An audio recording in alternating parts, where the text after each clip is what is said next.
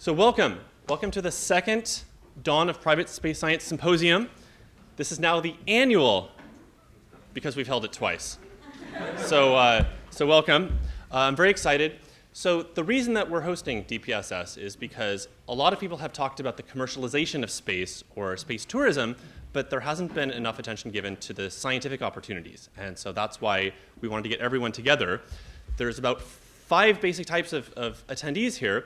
So there's space industry people, there are scientists, there are policymakers, like people from NASA or international representatives, there's educators, and there's philanthropists. And it's rare that these different groups all get into the same convention together. So we're very excited that we can do this. This is organized on behalf of the Science Partnership Fund. This is a nonprofit that began about 3 years ago as a way of facilitating public events in science. And we've helped with the fundraising, and we've acted as the fiscal sponsor for a number of opportunities. So not only this conference, but also space apps. We've helped them for a few years, especially here in New York City. We've also helped, yes, we have space apps people here in the audience, yes.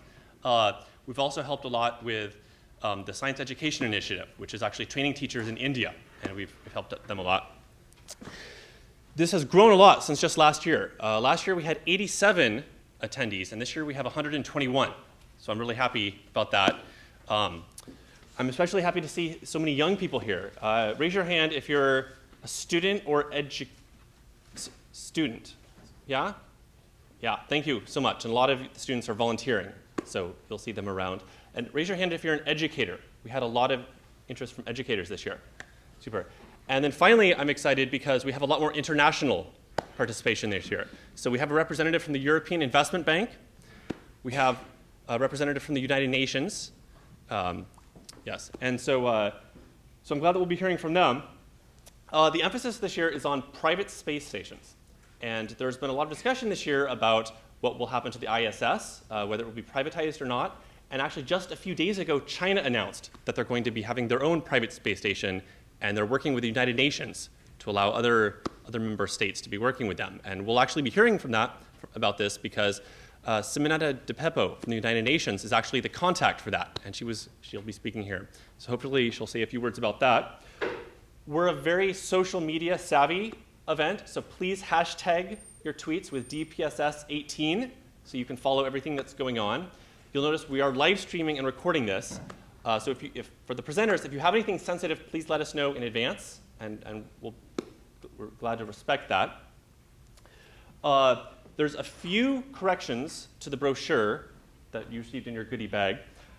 So unfortunately, Patricia Jacoberger-Jellison won't be able to speak due to illness, but Amy Kaminsky has kindly agreed to give her talk as well as Patricia's. Stephen Recke from the Global Entrepreneur Network unfortunately was unable to attend, but I'm happy to say we had 2 last-minute additions. We had Chris Cummins from NanoRacks, as well as Simon Halpern from Phase 4. One comment from last year was that even though they really enjoyed the networking opportunities and talking to people, there wasn't much interaction between the speakers. And so to accommodate that, this year we're having panels. After every block of speakers, we're going to be having a panel. And so there's an opportunity for more discussion. You may have already seen coffee is on the 2nd floor, right in Joe's Cafe. If you just walk up and show your badge, they'll hook you up with caffeine. So that's how it will work. And tea, for the more sophisticated of you. Yes, there's also tea. Meals, unfortunately, they got angry at us last year for having the meals just outside. So we're going to have to go next door to the physics pupine building. So it'll be held in the Theory Center, which is on the 8th and 9th floor.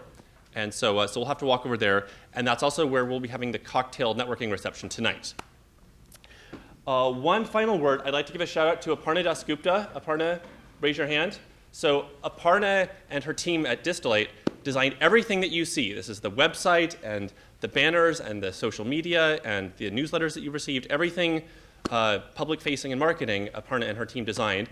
I've worked with her very closely for 4 years, and she's absolutely amazing, and she especially likes working with STEM people. And so if you have any opportunities for her, please come talk to her. You'll also see there's a green flyer in the goodie bag you received. So that's it for the administrative stuff. I'm now going to turn this over to Sabi. Sabi is a professor here at Columbia. You may have heard of the gravitational wave discovery about a year ago. For LIGO, Sabi is actually one of the spokespeople, outreach coordinator people. So you may have seen him speaking about that. So Sabi will be adding some more background here. Welcome. Question on the administration side. Oh yeah, if you have any questions, talk to anyone with a red lantern. Can I just do it right now? Because I'd like to focus on the speaker. Will the speeches and the panels be available online? Oh yeah, yes. Can you please tell us that? Because then we don't have to be down the screen. Yeah. So we'll be recording everything and we'll be publishing it later on YouTube. So yeah. Thanks for asking. Yes, just pay attention. You don't have to brag. Yeah. So welcome, and I'll turn it over to Sabi. Okay.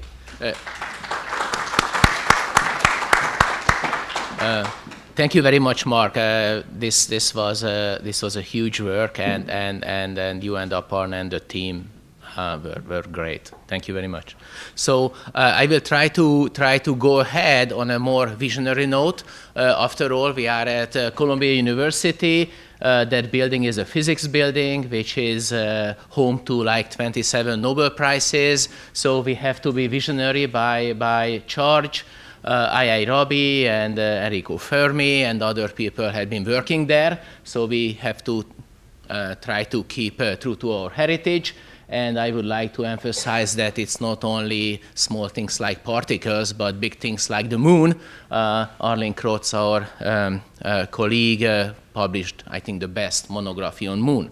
So what happens is that why are we worried about space, or why are we excited about space? And the reason I will try to give in very concise form.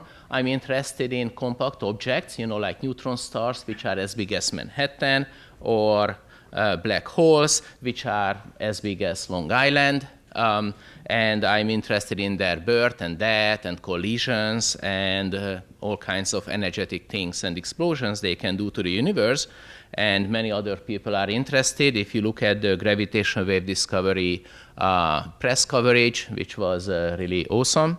And in the last year, between the previous DPSS conference and this conference, we actually had the privilege to discover when two neutron stars smashed into each other, ate each other, and it was the most observed astronomical event in history. Everybody looked at it, and if you look at the changing spectrum for the kilonova, which we discovered as a team, then you can see that it was a lot of work, and it really opened a new window on the universe. So do we have any connection to space? Yes, we do, because the future of gravitational wave observations are in space.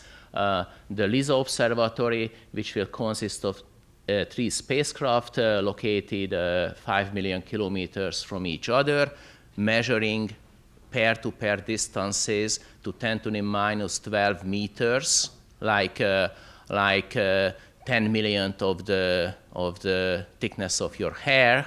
It's an amazing project with amazing accuracy, and it must be done in space. It will be done by the European Space Agency with roughly 20% contribution from NASA.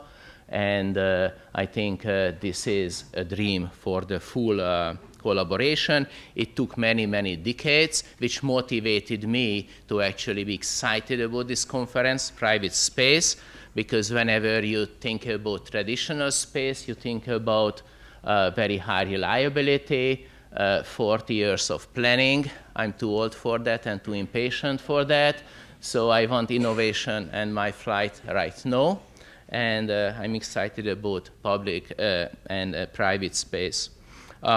So what happens is, the other motivator for me, and I hope it clicks with you too, is that humans farm the land, and yes, we can do it sustainably and nicely.